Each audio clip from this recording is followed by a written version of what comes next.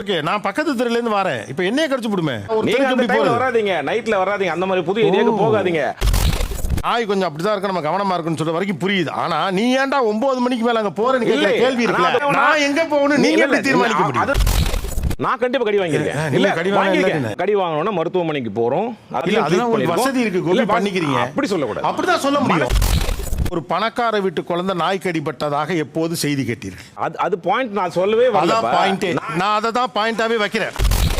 நீங்கலாம் வந்து இன்ஃப்ளூயன்ஸ் பர்சனா இருந்தங்காட்டி அரசு உங்களுக்கு கண்டு பயப்படுது. ஓ அதனால நாங்களே வாய் அரசு பயப்படுது சார். சொல்றபடி எல்லாத்தையும் கேட்றோம். எந்த அரசு கூட இப்ப நீங்க சொல்றத அரசாங்கம் சொல்ல முடியுமா? அந்த ஏரியா கவுன்சிலரால இந்த பதில சொல்ல முடியாது. லைக் பண்ணுங்க, ஷேர் பண்ணுங்க, சப்ஸ்கிரைப் பண்ணுங்க. உங்க பொண்ணான கையால அந்த பெல்லை மட்டும் கொஞ்சம் அமுக்கிருங்க. நாயை பார்த்து உங்களுக்கு என்ன பயம்? என்னோட அம்மாவுக்கு தான் கடிச்சது. ஆக்சுவலா நாய் கடிச்சு ஒரு 6 இயர்ஸ் ஆகுது. ஸ்டில் அதனால அவங்களுக்கு ப்ராப்ளம் இருக்கு. புயல் அடிச்சு கூட பொழைச்சவன் இருக்காண்டா, ஆனா இந்த பூபதி அடிச்சு பொழைச்சவனே கிடையாதுடா. 6 வீக் வரைக்குமே டாக்டர் சொல்லிட்டாங்க உங்க அம்மா உயிருக்கு நாங்க உத்தரவாதம் தர மாட்டோம். ஏன்னா எங்க அம்மாவோட சேர்த்து அதே ஸ்ட்ரீட்ல 3 பேருக்கு கடிச்சது. செகண்ட் வீக் ஒரு அங்கிள் இறந்தாரு. சரி உங்க அம்மா உயிரோட இருக்க மாட்டாங்கன்னா நாளைக்கு போய் அந்த இடத்துல போய் நீங்க ஃபுட் வைப்பீங்களா நாய்க்கு?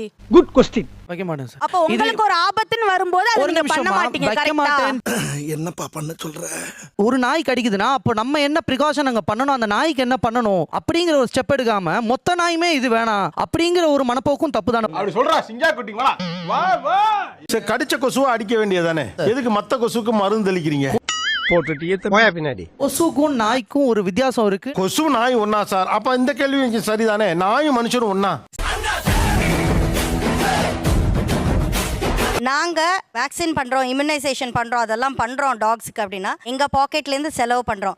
உனக்கு என்னப்பா நீ பைத்தியம். பியாண்ட் ஆர் லிமிட் போகும்போது பியாண்ட் ஒரு லிமிட்ல யாரால இதை செய்ய முடியும்? அது கவர்மெண்ட் தான் பண்ணணும். அப்ப கவர்மெண்ட் அதை செய்யறேன்னு சொல்லுது. எப்படா தெரியல நீங்க? நாங்க அக்செப்ட் பண்ணிக்கிறோம். ஆனா பண்றேன் பேர் வழியில கில் பண்ண போறதோ அப்படிங்கிற ஒரு பயம் எங்களுக்கு. ஐயோ, ஒரு பைத்தியக்கார பைலட் அந்த நாடு மக்களும் மாட்டிட்டு படுற பாடு. அந்த நாய்க்கு நான் ஃபுட் வைக்கல, இருந்தாலும் நான் பழகின்னு இருக்கேன். ஒரு கவுன்சிலரா ஒரு நிமிஷம் சார்.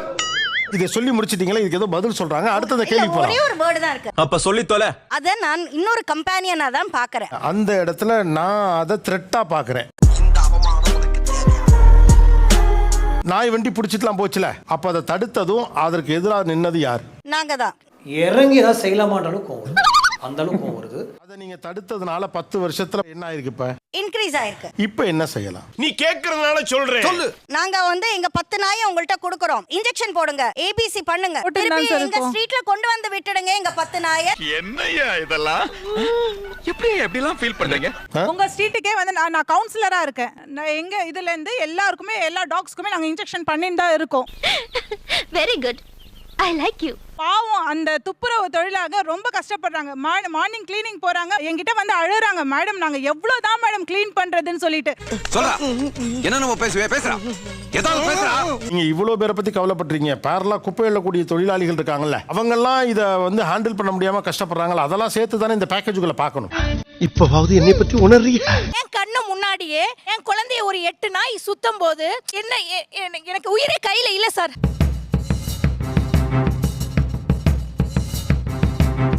கேட்ட ஓபன் பண்ணி ஸ்ட்ரீட் குள்ள போயிட்டு பைக் மேல இடிக்க பார்த்துட்டா. ஓடி போய் வண்டிலேயே இதுலயே மோதி குழந்தைகளுக்கு வேற ஏதாவது ஒண்ணு ஆயிடுச்சுன்னா என்ன ஆகும் சார்?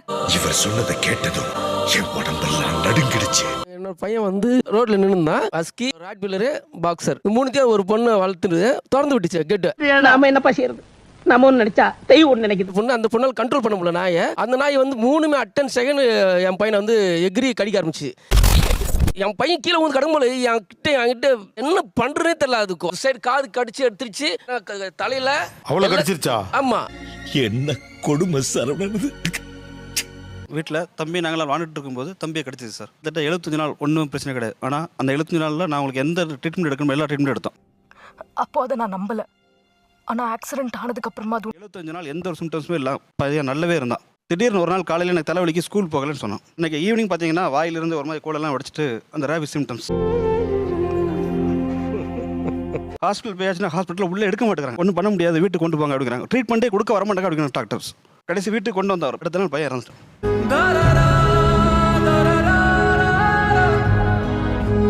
இது வந்து irresponsible பெட் ஓனர் தான் சார். இப்போ நான் அவரை தூக்கி உள்ள வச்சிடலாமா? கண்டிப்பா, ஏன்னா ப்ராப்பர் ட்ரைனிங் கொடுக்க மாட்டாங்க அந்த டாகுக்கு. அவனை பிடிச்சி இந்த கத்தி காலையில 8 மணில இருந்து 9 மணி வரை ரொம்ப பிஸியா இருக்கும் பிஎஸ்சி. எல்லாம் ஸ்கூல் போற குழந்தைங்க எல்லாம் ரேபிஸ் வேக்சினுக்காக வந்து நிப்பாங்க. நினைச்சாலே பயமா இருக்கு. எங்க குழந்தைக்கு என்ன தலையெழுத்தா? நீங்களாம் நாய் வளர்ப்பீங்க, அந்த நாய்க்கும் நாங்க வேக்சின் போட்டு எங்க குழந்தைக்கு என்ன தலையெழுத்தா? ஹைட்ரோஃபோபியா ஆகி செத்து போறாங்க. அதெல்லாம் தெரிய மாட்டேங்குது. திரும்ப திரும்ப அதே கான்செப்ட். நாங்க நாயை இது பண்ணுவோம், நாய்க்கு இது பண்ணுவோம். ரொம்ப தப்பு சார். உனக்கு என்ன மாதிரி நம்ம எமோஷனலாவே நம்ம டீல் பண்ணுவோம். இது வந்து நீங்களும் வந்துட்டு ஒரு டாபிக்ல இருந்து இன்னொரு டாபிக்கு அவங்களே வந்து டிஸ்ட்ராக்ட் பண்றாங்க. அதெல்லாம் நீ சொல்லக்கூடாது. ஏன் சொல்ற நீ? அதெல்லாம் நீ சொல்லக்கூடாது. உங்க குடும்பத்துல உங்களுக்கு யாரோ ஒருத்தர் நடந்துருந்தா இது தெரியும், இந்த வழி தெரியும். ஒரு நாய் கச்சா போறாங்க, சுத்தி 4 நாய் 10 நாய் கச்சா உங்களுக்கு ஓகே உங்களுக்கு? அதாவது ரசாயன கெமிக்கல் என்னப்பா அது பெரிய தொல்லை. என்ன கவர்மெண்ட் சொல்றாங்களோ அலோ பண்ணுங்க. ரைட் சொல்லல, ஆனா அவங்க கோவப்படுறத பார்த்தா எங்களுக்கு பயமா இருக்கு. சாவு சாவும்ல செத்த பேரே நீ ஆமா இருந்தா ஒளிஞ்ச எனக்கு பத்தி இன்னசென்ட்டான நாய்களை வந்து 10 நாய்கள் 2 நாய் வந்து பிரச்சனை பண்ணுதுன்னா 8 நாய்களையும் நான் வந்து அப்புறப்படுத்துறதுல நான் ஒத்துக்க மாட்டேன். ஏய் ஏன்டா புரிஞ்சிக்க மாட்டீங்க, அடங்க மாட்டீங்களாடா? என்னடா பிரச்சனை? தம்பி ரொம்ப சிம்பிள், முறைப்படுத்தணும். என்ன செய்யலாம்? வயலண்ட் இல்லாத வகையில் எதை வேணாலும் செய்யலாம். என்ன செய்யலாம்? நக்கல்யா அவனுக்கு. அரசாங்கம் தான் தீர்மானிக்கணும். எனக்கு தெரியல சார், நான் என்ன சொன்னேன்? அது அரசாங்கம் தீர்மானிக்குது, விட்டுருங்க. முக்காவாசி நாய்க்கடிகள் பெண் நாய்கள். அனிமல் பர்த் கண்ட்ரோல் பண்ணதுக்கு அப்புறம் இந்த நாய்கள் குட்டி போடவும் போறதில்லை, அதை பாதுகாக்க வேண்டும் அப்படிங்கிற தன்மை வரப்போறதில்லை. ஆமா சார். ஏன் இது 25 வருஷமா வேலை செய்யல அப்படின்னா ஊழல். இதை சுரண்டுறாங்க, பணமாக்குறாங்க.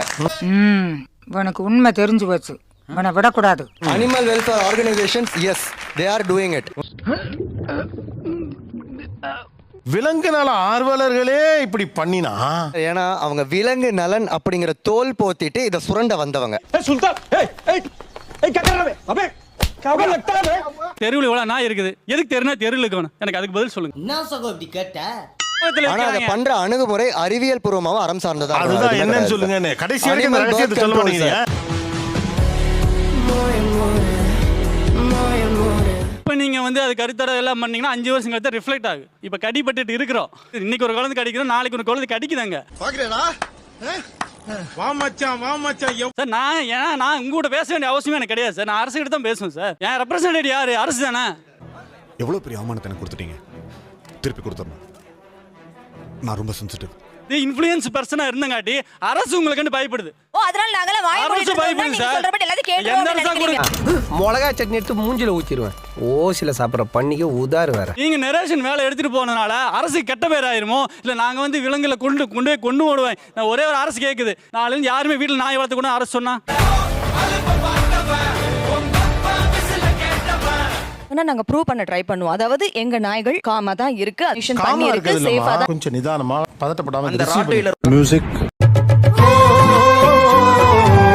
அவர் எங்க டாக் பத்தி மட்டும் தான் சார் கேட்டாரு. அதனால எங்க டாக் பத்தி தான் சொல்றோம். டாக்னா எது மேடம்? உங்கன்றதனுடைய வரையறை என்ன? அதாவது நாங்க வளர்க்குற நாய், எங்க ஏரியால இருக்கக்கூடிய நாய், இதெல்லாம் எங்க நாய், நாங்க எடுத்துக்கலாம். ஏரியா நாய் எப்படி உங்க நாய்?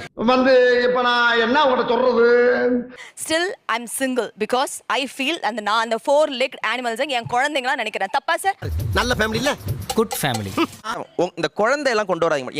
இதெல்லாம் நிறுத்துங்க மேடம். நீங்க குழந்தைங்கன்னு சொன்னா தப்பு சொல்றீங்க மேடம். சார். இது ஏன்னா மூக்கு புடப்பா இருந்தா சில நேரத்துல இப்படி எல்லாம் யோசிக்க தோணும். கொஞ்சம் அவங்க வீட்டு பையனை கடிச்ச நாய் உங்க நாயான்னு கேட்டா இல்லை நீங்க என்ன பண்ணிடுறீங்க? நல்ல நாயெல்லாம் என் நாய். ஏன் இந்த எஸ்கேபிசம்?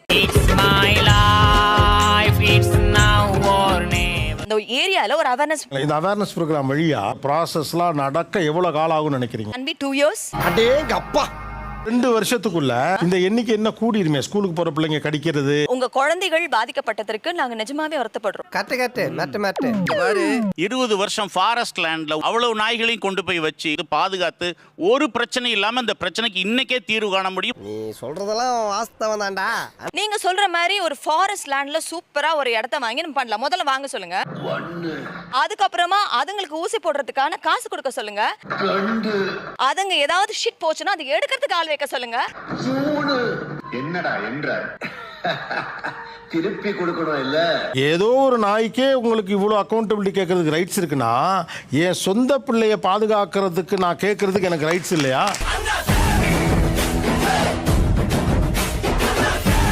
இப்ப நீங்க சொல்றத அரசாங்கம் சொல்ல முடியுமா? அந்த ஏரியா கவுன்சிலரால இந்த பதில சொல்ல முடியாது. இதுதான் இப்படி ஒரு பதில் சொல்ல முடியுமா? நாங்க அவேர்னஸ் ப்ரோக்ராம் நடத்தி எல்லாருக்கும் விழிப்புணர்வு உண்டாக்கிறோம், பயப்படாதீங்கன்னு ஒரு கவுன்சிலரால சொல்ல முடியுமா? மக்களுக்கு அவேர்னஸ் ப்ரோக்ராம் நடத்துங்கன்னு நாங்க சொல்லல நாய்க்கு சார். எப்படி How நடத்துது? to நீங்க உங்க ஏரியா நாயெல்லாம் உங்க நாய் தானே, அது யாரையாவது கடிச்சா நீங்க பொறுப்படுத்திப்பீங்களா? கணிப்பா முடியாது. ஆனா அந்த பொறுப்பை யார் ஏத்துக்குவா? அது கவர்மெண்ட் தான். அவ்வளவுதான். ஒரு சிறிய இடைவேளைக்கு பிறகு தொடர்ந்து பேசலாம். நம்ம சேனலுக்கு புதுசா வந்தவங்க சப்ஸ்கிரைப் பண்ணி வச்சுக்கோங்க. ஐநாக்கள் வாழுமிடம் காடு இந்த வீடியோக்கு ஒரு லைக் போடு. தெருநாய்கள் வந்து நீங்க அகற்றிட்டீங்கன்னா தெஃப்ட் அதிகமாகும் நான் பிலீவ் பண்றேன் சார். தமிழ்நாட்டுடைய சட்டம் ஒழுங்கின் வழியாக குற்றங்கள் தடுக்கப்பட்டிருக்கிறதா இல்ல இந்த திருநாய்கள் மூலமாக குற்றங்கள் தடுக்கப்பட்டிருக்கா? அதாவது எங்க ஏரியால ரீசெண்டா நடந்த ஒரு விஷயம் நடந்தது மேடம். அந்த ஏரியா நான் பார்க்கணும் மேடம். ஏன்னா உங்க ஏரியா எல்லாமே அப்படி இருக்கு. ஒரு தெரு, அந்த தெருல இருக்க எல்லாரும் அந்த நாய்களோட அன்பா பழகி ஒரு கம்யூனிட்டி லிவிங் இருக்கணும்ங்கறீங்க. ஆமா ஓகே, நான் பக்கத்து தெருல இருந்து வரேன், இப்போ என்னைய கடிச்சு விடுமே. ஒரு நீங்க அந்த டைம்ல வராதீங்க, இதுக்கு போகாதீங்க. What bro? என்ன ப்ரோ? அப்படி வரீங்க அப்படின்னா பாதுகாப்போட வாங்க, அவ்வளவுதான். ரொம்ப சிம்பிள். பைத்தியக்காரங்களாடா நீங்க, என்னதான்டா உங்களுக்கு பிரச்சனை? இதுவரைக்கும் இவங்க பேசுறதெல்லாம் கூட பரவாயில்ல, இப்ப கோபி ஒண்ணு வச்சாரு பாரு ஒரு பாயிண்ட். சார் முட்டா பயில சார், அவங்க எல்லாம் அறிவியட்ட பயில சார். இளங்கோ நகர் 6வது தெருலேருந்து மேடம் இருக்க வடபழனி ஏரியாவுக்கு போகணும்னா அங்க விசா வாங்கிட்டு போகணுங்கிறீங்க. அப்போஸ் நீங்க எந்த நேரத்துல போற? நீங்க நைட் டைம்ல போறீங்க. நைட்டா? ஏன் 11 நைட்டுக்கு போறீங்க? செருப்பு கழட்டி அடிச்சிருவேன் நான் சொல்றேன். வெறி கொண்டுருவேன் நான். எதுக்கு நீ இதை பேசிக்கிற? நாய் கொஞ்சம் அப்படிதான் இருக்க, நம்ம கவனமா இருக்குன்னு சொல்ற வரைக்கும் புரியுது. ஆனா நீ ஏன்டா 9 மணிக்கு மேல அங்க போறேன்னு கேட்கிற கேள்வி இருக்குல்ல, நான் எங்க போகணும் நீங்க எப்படி தீர்மானிக்க முடியும்?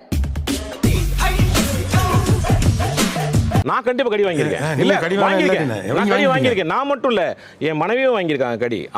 ஆரம்பத்துல இருந்தே ராங்கா போய்கிட்டு இருக்கு, ரணரணமா ஆயிரும். கடி வாங்கணும்னா மருத்துவமனைக்கு போறோம், ஊசி போட்டுக்கிறோம். அதெல்லாம் வசதி இருக்கு, கோபி பண்ணிக்கிறீங்க. அப்படி சொல்லக்கூடாது, அப்படிதான் சொல்ல முடியும்.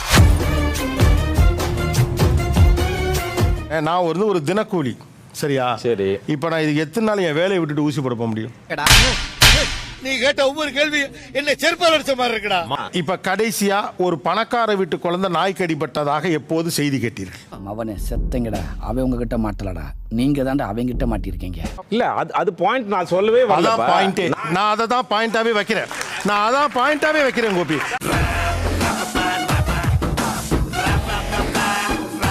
பணக்கார தெருக்களில் ஸ்ட்ரே டாக்ஸ் அவ்வளவு கிடையாது. மிடில் கிளாஸும் லோவர் மிடில் கிளாஸும் வாழக்கூடிய தெருக்களில் மட்டும் எப்படி இவ்வளவு ஸ்ட்ரே டாக்ஸ் இருக்கிறது? நாயால பாதிக்கப்பட்டவர்கள் ஒரு லிஸ்ட் இருக்குல்ல, அந்த லிஸ்ட்ல பணக்காரர்கள் அஃப்ளூவன்ட் பீப்புள் எவ்வளவு பேர்? பெரும்பாலும் கிடையாது.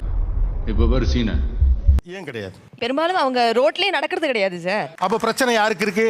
ரோட்ல நடக்கிறவங்களுக்கு இருக்கு. அப்ப முடிவை யார் எடுக்கணும்? ரோட்ல நாய் இருக்கணுமா இல்லையானே? நிகழ்ச்சியில் கலந்து கொண்ட அனைவருக்கும் கோபிநாத்தின் நெஞ்சார்ந்த நன்றிகள். மீண்டும் இன்னொரு சந்தர்ப்பத்தில் பேசலாம். இந்த வீடியோ பிடித்து இருந்தால் சேனலை சப்ஸ்கிரைப் செய்யவும், ஏதாவது குறைகள் இருந்தால் கமெண்டில் போடவும், அப்புறம் மறக்காமலை போட்டுடுங்க. வரட்டாமாம் வீடுறே. Hey guys, this is your editor. Video பிடிச்சிருக்குன்னு நினைக்கிறேன். ஸோ பிடிச்சிருந்தா ஒரு லைக் பண்ணிவிடுங்க, அண்ட் கமெண்ட் செக்ஷனில் ஒரு ஹார்ட்டிங் அல்லது ஒரு ஸ்மைல் தெரிக்க விடுங்க பார்ப்போம்.